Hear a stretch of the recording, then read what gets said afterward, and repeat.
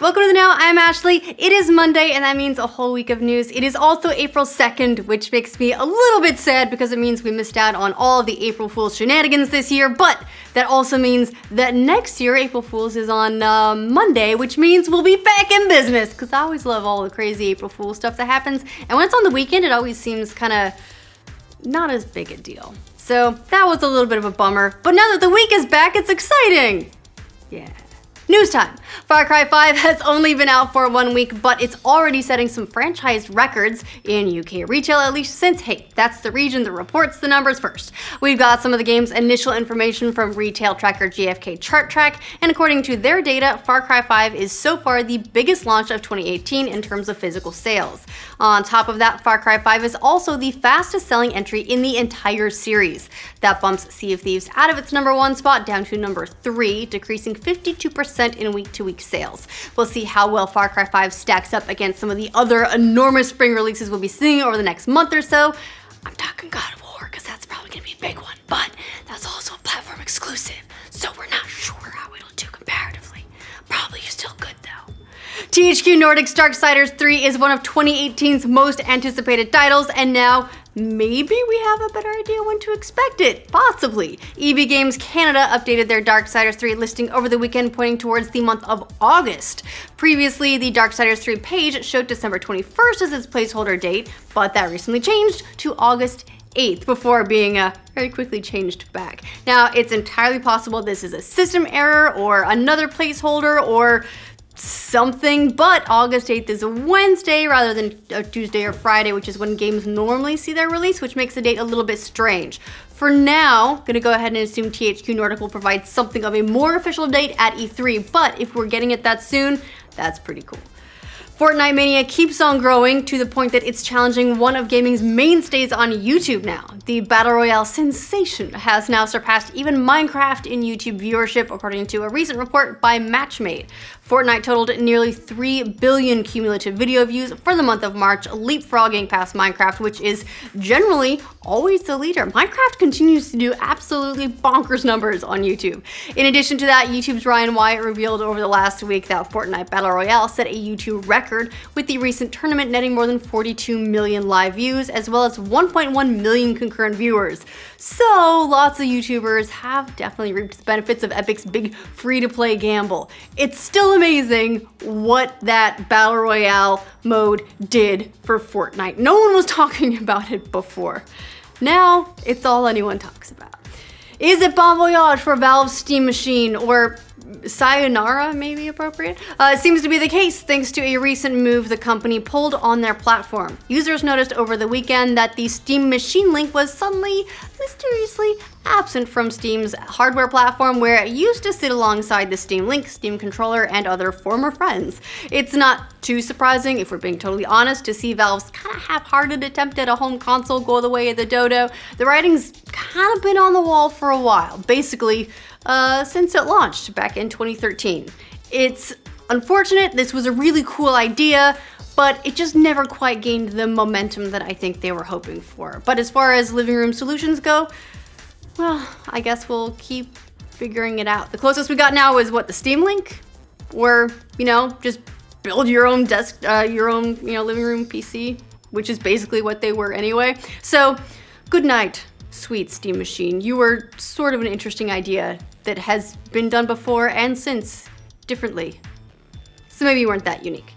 Hey, remember last year when Niantic tried to throw its own Pokemon Go event and the whole thing was pretty much a marvelous train wreck? Yeah, it was like a whole weekend of awkward presenters, no Pokemon, the CEO of the company getting booed, and ultimately a class action lawsuit. Fun for the whole family. Well, now it seems Niantic has settled that lawsuit with all those angry festival goers to the tune of around $1.5 million. That $1.5 million will pay back flights, hotel rooms, rentals, parking fees, even mileage to those who were affected by the festival's problems. If you went and you're looking to get some money back, you'll need to provide receipts if you want reimbursement totaling more than $107. Niantic will also be notifying attendees via email.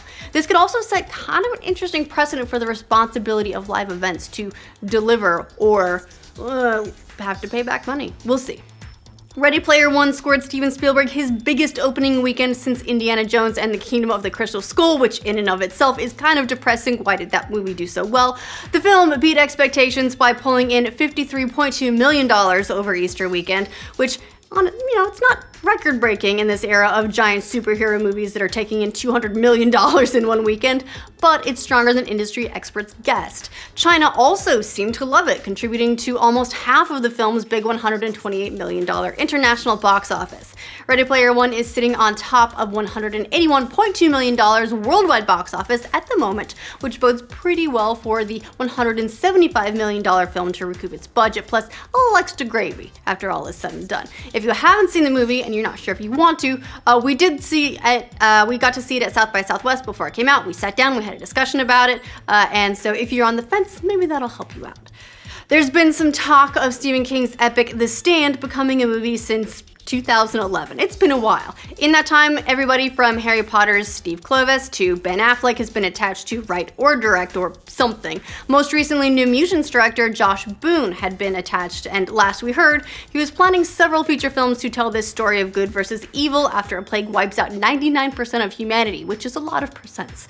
You'd think after seeing it make all the money in the world that it would be a no-brainer for a studio to fast-track King's other epic horror novel, but seems the people behind this adaptation are taking a different approach. They're doing it as a miniseries instead. Again, Tracking Board reports The Stand is now coming together as a 10-hour miniseries for CBS's streaming platform, CBS All Access. That means Boone is free to curse and be as violent as he wants. Hey, just look at how they push the envelope with Star Trek Discovery, which automatically puts this adaptation above the 90s TV movie version, hopefully. But still, it was kind of exciting to consider this property getting the AAA big screen treatment, and well, now that seems to be off the table, but at least now we have an idea how we're getting it. Doomsday enthusiasts around the world this weekend were watching China's careening space station, Tiangong-1, as it plummeted to Earth just, to see where it landed. Despite having a huge possible landing zone that spanned most of, Earth, the falling station landed right in the middle of the Pacific Ocean, which is great for everyone on the land. Not too big of a surprise considering most of our planet is covered in water anyway, but for several years scientists have been a little worried about where the station was going to land, acknowledging that it was possible for several large pieces of the station to survive the atmospheric burn. Fortunately, none of that happened, and we didn't even get any good April Fool's headlines out of it. Foiled again. Lawmakers in Kansas have passed a bill to dish out some much harsher justice to people who participate in one of the internet's most notorious and not funny at all pranks, swatting. In Kansas, swatters will now face felony charges depending on the nature of the swatting, with false calls to emergency services that result in a death landing a felony of second-degree murder. And for any false calls where a prankster falsifies their identity or masks it electronically, regardless of the outcome, you're looking at felony charges as well. This bill is the result of the tragic death of Andrew Finch back in December, who Kansas police mistakenly shot following a swatting. Hopefully we'll see more legislation like this follow suit around the country, and swatting can just not be a thing anymore. It was never cool. A while back, Amazon announced a bunch of new game development projects, with several of them specifically integrating with Twitch and live streaming for additional functionality. One of their games, Breakaway, which was announced back in 2016, has now officially been canceled. The cancellation was confirmed over the weekend via the game's subreddit. Amazon Game Studios posted an update there saying, "While we have developed many ideas and made a lot of progress, we're also setting a very high bar for ourselves. In spite of our efforts, we didn't achieve the breakthrough that made the game what we all hoped it could be. After a lot of soul searching, the team decided to focus on new ideas. As a result, Breakaway is no longer in active development." The game was gonna be a mythological sport brawler focused on action and teamwork and streaming, and it was one of the titles that planned to integrate live stream functionality. The other two titles that they announced are still in development at the studio. That's New World and Crucible. They appear to be trucking along. That is all the news for this roundup. We're kicking the week off pretty strongly. Let us know what you think of all these updates in the comments down below. To make sure you get news from every corner of the internet every weekday, like this video, and if you're new to this channel, subscribe to the Know.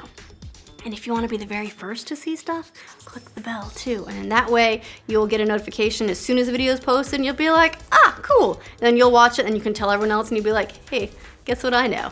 In that time, everyone from Harry Potter's Steve Kloves, damn it. Oh, again.